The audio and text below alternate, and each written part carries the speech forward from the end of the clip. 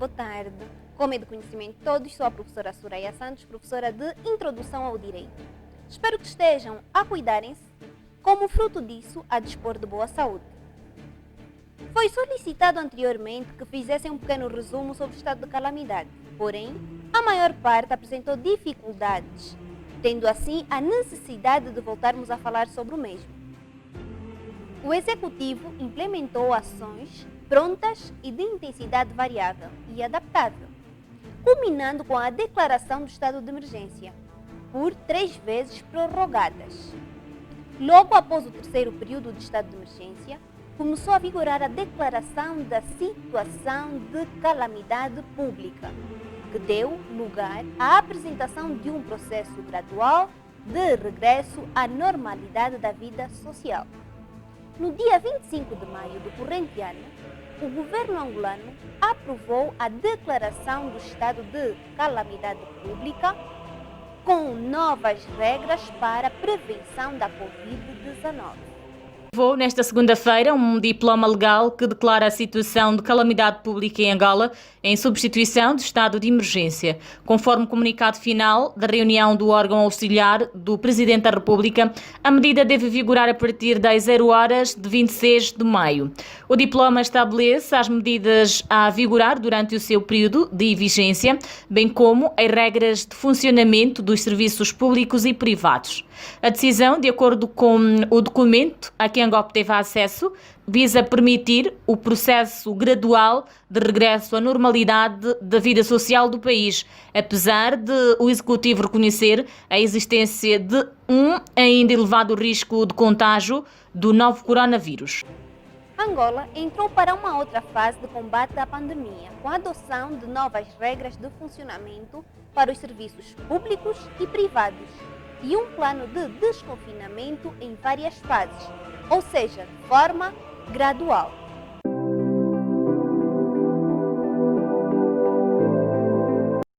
Estado de calamidade pública pode ser definido como uma situação anormal provocada por desastres, causando danos e prejuízos que impliquem o comprometimento substancial da capacidade de resposta do poder público do ente atingido.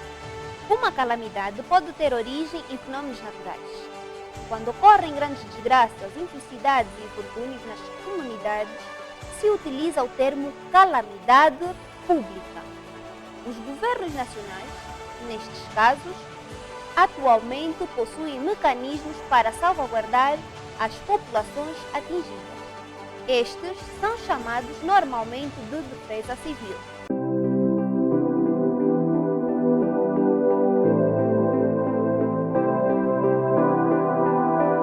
A Lei número 28/03, de 7 de novembro, alterada pela Lei número 14/20, de 20 de maio, Lei de Proteção Civil, vê o Instituto da Situação de Calamidade Pública, o qual permite a adoção de um conjunto de medidas extraordinárias até ao regresso à normalidade.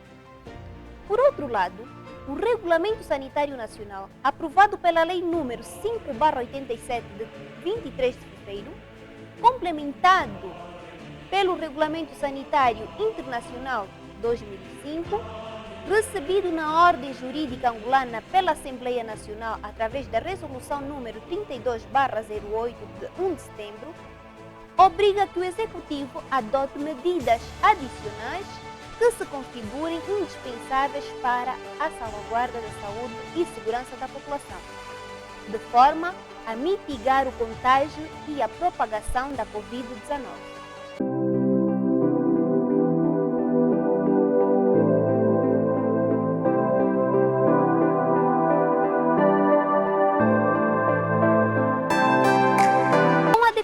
Estado de calamidade, deixou de haver um estado de exceção constitucional e passou a haver apenas medidas de natureza administrativa para controlar a doença.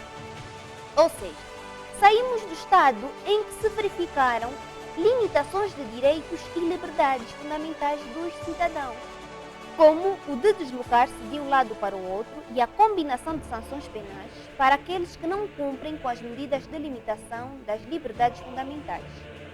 E passamos assim para o período em que essas liberdades já não são postas em causa. São simples medidas de contenção da Covid-19. Portanto, medidas naturais sanitárias, mas sem caráter penal e, sobretudo, sem uma perspectiva de privação das liberdades fundamentais. O Estado passou a tomar medidas para controlar a expansão da Covid-19, contendo, obviamente, mas sem colocar aquela dimensão de contenção dos direitos fundamentais, sem exercer uma função de força, como se estivesse num estado de exceção constitucional.